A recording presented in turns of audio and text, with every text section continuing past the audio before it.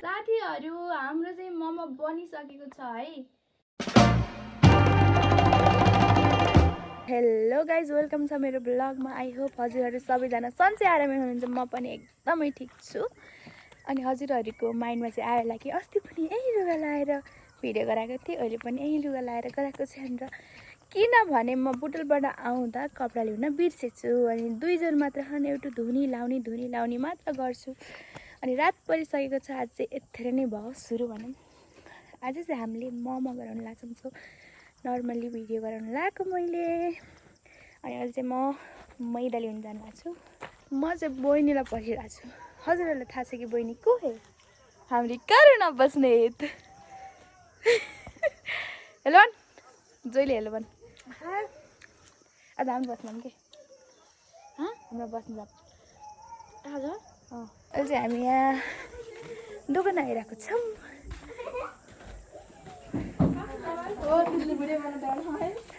यहाँ चाहिँ हाम्रो गराक टन्ने शर्मिले क्या।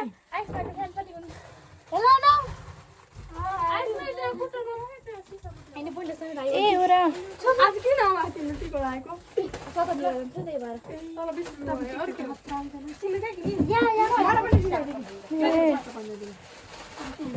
हो सिसा फुटेको हो। मैदा अनि यो बनाउने भाँडो लिएर आयौँ। हाम्रो एउटा भाँडो होइन। पहिला हामीले अरू पनि काम गर्न पर्छ। अनि अहिले चाहिँ कुखुरा थुन्ने हो। कुखुरा थुनेर अरू काम भएर बल्ल यिनीहरू कुखुराका बोरा अनि बल्ल अरू मोमो गर्न सुरु गर्ने साथीहरू। अहिले त त्यो अँधेरो हो, झन् लाइट रहेछ। त्यो बन्द गर त, ढोका बन्द गर त। ढोका होइन मम्मी, के हो पागली? यस्तो गाली नगर न यार, सबैले मलाई तिमीलाई त मैले गाली गरेर म हिँडेछु बच्चा। हाम्रो अब कुखुरा पनि यति धेरै खान्छ, लोकल कुखुरा पनि यति धेरै खान्छ। 14 चना खान्, 5 ठुला कुखुरा खान्, 3टा पोथी खान्। देख्यो कति रहेछ? 14, 15, 16, 17, 18, 19, 20, 21, 22 रहेछन् आज। यहाँ लाइट फेरि यहाँ कुखुरालाई भइछन् लाइट। बाख्रा नि छन् लाइट। अहिले एउटा कोठा नि बन्दै क्या। अब बाख्राहरूको लागि सोध्नको लागि बिस्तारा सिस्तारा नि बन्दै। हाम्रो चाहिँ यो बोके आइसमाको बोके है यो। हेर कति ठुलो छ देखेको। अब बोके भन्ने ए देखे अहिले पर्ख दे।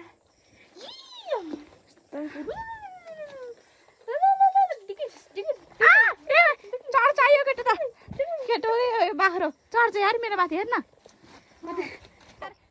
यो चाहिँ हाम्रो घरको बोके हो।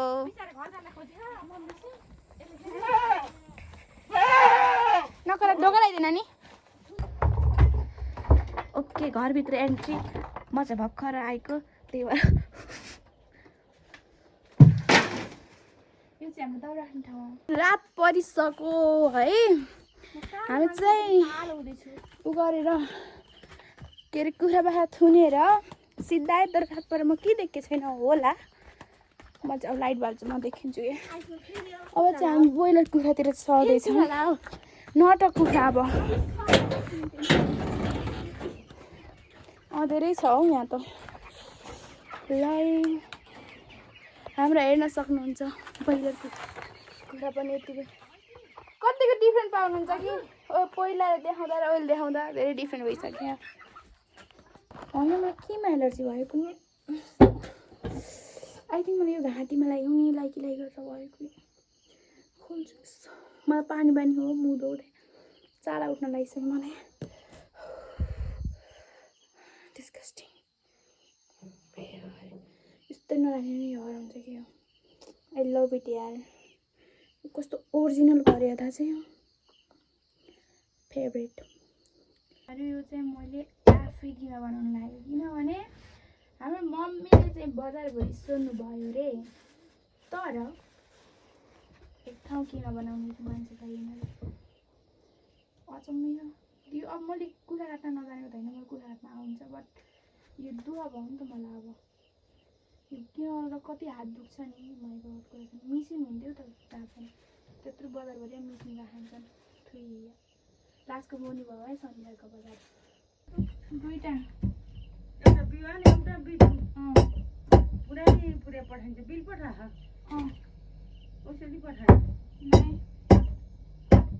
किला तो दामले काट्ने अरू त हुनु पर्यो नि साथीहरू मैले चाहिँ भर्खरै मासु काटेर अब आगो बालेर मैदा ठिक्क पार्दैछु मैदा चाहिँ सबैभन्दा पहिला ठिक्क पार्नुपर्छ किनकि यो मैदा पहिल्यैदेखि नै रेडी पार्ने अनि यसको पछि चाहिँ नरम हुन्छ र सहिलो हुन्छ के हामी करुणा बहिनी चाहिँ आज क्यामेराम्यान छिन् सहयोगका लागि अनि हामीले चाहिँ मैदा ठिक्क पार्दैछौँ मैदाको पिठो चाहिँ होइन यत्तिको नरम भएपछि चाहिँ हामीलाई अलिकति 30 मिनट जति यस्तै ढाकेर राख्नुपर्छ यो झन् नरम हुन्छ कि मैदा ठिक्क पारेपछि मैले चाहिँ अब यहाँ किमालाई प्याज काट्दैछु प्याज काट्दा चाहिँ आँसु आउनु हुन्न भन्दै काट्दै बुटल छ त यहाँ आँसु आएर जान्छ माइ गड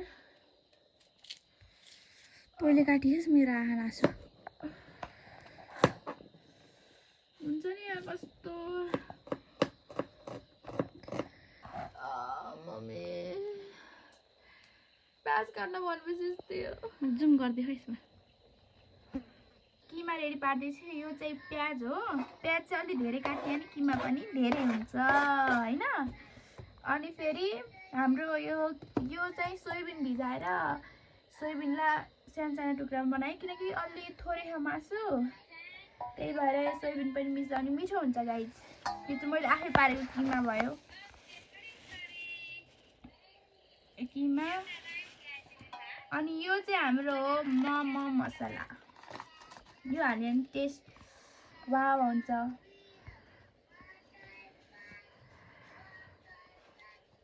अनि साथीहरू यो हो हाम्रो अजिना मटर सोध्नु लागि अजिना मटर चाहिँ किन हाल्दैछ यो अजिना मटर चाहिँ बजारमा पनि हाल्छन् है थोरै फेरि होइन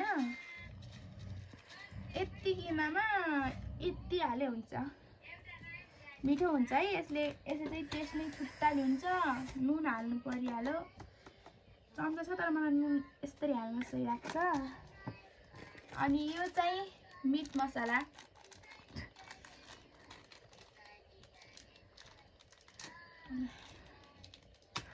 यसरी यो खोल्न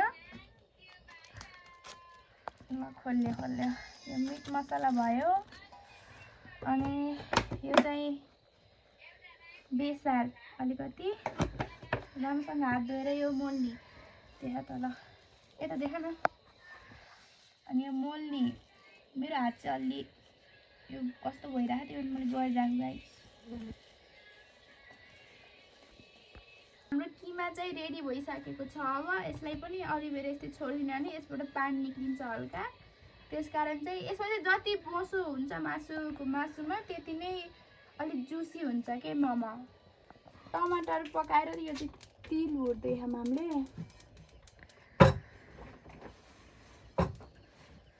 धेरै डढो भने चाहिँ मिठो हुन्न के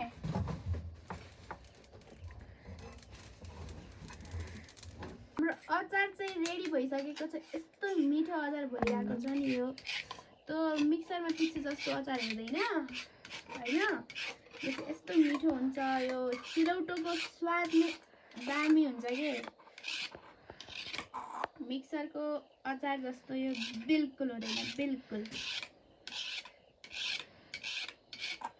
हाम्रो अचार चाहिँ यहाँ रेडी भइसक्यो गाइज रेडी भइसक्यो लोरी लगाउँदै हुन्छ मम्मीले अनि फेरि मैले चाहिँ यहाँ अलिक साह्रो भएछ पिठो अलिक साह्रो भएछ किनकि पहिला पिठो अलि थोरै मुछ्यो अनि अहिले अलि मुछ्दा चाहिँ अब सबै मिलाउँदा ओर्दा अलिक साह्रो भयो त्यस्तै छ साथीहरू गाह्रो छ तर म ल्याएर खान सही हो कि बनाउनेलाई त बहुत गाह्रो भएर तर घर बनाएको पनि ठिक हो फाइदा नि हुन्छ मिठो हुन्छ अलि हाइजेनिक हुन्छ कप्पले बनाएको अरूले बनाइदिएको कप्प खान त जाति हुन्छ तर जला पनि त्यही हो न अहिले गरिदिएको त कति सुखाउँछ गर्न त जला नि गाह्रो हुन्छ गर्न त जला नि गाह्रो हुन्छ नर्मली त भनेको सिस्टमेटिक हो कर्नाले चाहिँ भूतको कुरा गरेको ल्याऊ यस्तो गिलास। आँखाले यता यता यता यता हेरिरहेको छु अँ, काँड। ऱ्यापिङ गर्दा चाहिँ मेरो चाहिँ अलि यो सानो भएर यसरी पहिला यस्तो गरियो अनि किमालाई चाहिँ हामीले यस्तो नुहाएको र डिसमा राख्ने अनि यस्तो हुन्छ जब यस्तो हुन्छ नि यो यसरी छोप्ने हो अनि फेरि यो यहाँ र यसरी जुन पछाडि हुन्छ यस्तो गराउने टक्क हुन्छ यो अनि यस्तो यस्तो अनि यहाँ तरे यस्तो हाम्रो मोमो चाहिँ रेडी भयो यति चाहिँ मैले बनाइसकेको छु एन्ड अनि यो किमा चाहिँ मैले यति खाएर भ्याउनु भाइ यस्तो मन पर्छ नि वाउ जस्तो काँचो त्यो पनि खाइदिन्छु हाम्रो चाहिँ मोमो बनिसकेको छ है धेरै राति भइसक्यो बल्ल तल्ल खानालाई दुःख गर्नुपर्छ कि जसले दुःख गर्छ त्यसले मिठो मिठो खान पाउँछ भनेर यहाँ चाहिँ लगभग 60वटा मोमो खानु होला 60भन्दा बढी होइन अब चाहिँ यसलाई हामीले स्टिममा राख्नुपर्छ ल धेरै चाहिँ छैन हाम्रो त्यो थोरै थोरै खानु कि सानो सानो आमामा हामीले चाहिँ राख्नुपर्छ स्टिममा किन यो दुईवटा खानु भने एउटा भाँडो चाहिँ हराएको खै पहिला 3टा थिएँ हाम्रो चाहिँ यहाँ स्टिम हुँदैछ अलि टाइम लाग्छ 10 मिनट जति मोमो चाहिँ पाकिसकेको छ अनि मम्मीलाई चाहिँ अलि लेट भएर हामी कि निद लाएर सुत्न जानु लाउन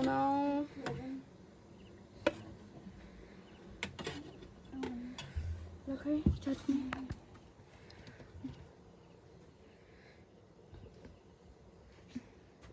कस्तो भयो मम्मी मिठो। निदलाई पनि मिठो भयो नि म निदाइ खाइछु। मिठो चाहिँ टेस्टी छ। मम्मीले खाइसक्न अब मैले र नानीले खाने हो 11 बज्यो गाइज 11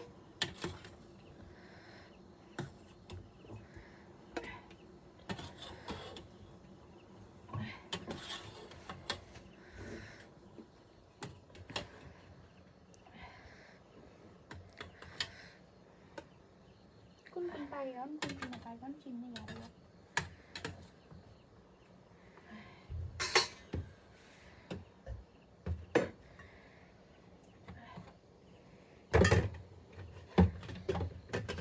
त्यहाँ मलाई कोही नदेखाए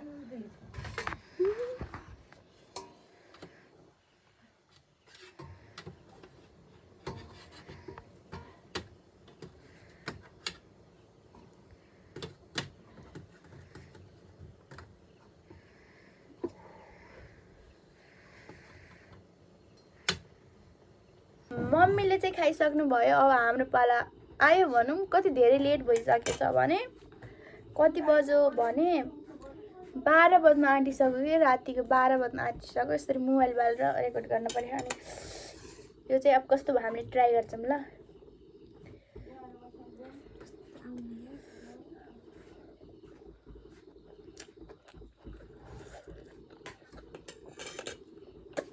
यस्तो मिठो भयो गाइस यस्तो मिठो भयो फेरि लजन चाहिँ बढी यस्तो मिठो भयो भने दुःख गरे अनुसारको फल मिठो पाइन्छ भन्छ नि त्यही भयो अनि गाइस आजको भ्लग चाहिँ यति नै राखौँ आई होप हजुरहरूले धेरै धेरै माया गर्नुहुनेछ अनि सपोर्ट गर्नुहुनेछ सब्सक्राइब गरिदिनु होला गाइस लास्टसम्म हेरिदिनु होला बाई बाई गुड नाइट